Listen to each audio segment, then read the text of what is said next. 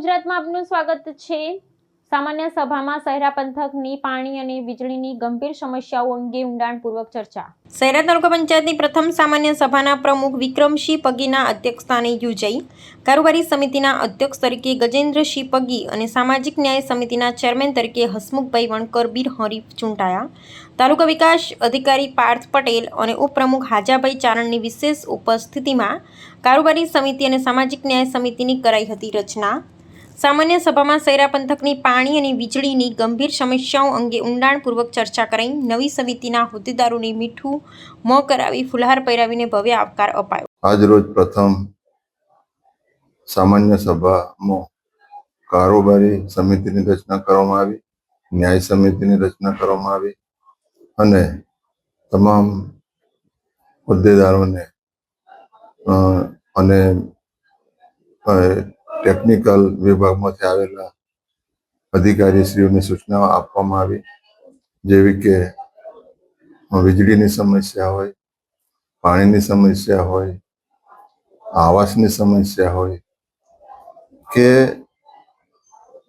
બીજી તમામ પ્રકારની યોજનાનો છેક છેવાડાના માનવી સુધી લાભ પ્રકારની સૂચના આજની સભાની અંદર કરવામાં આવી।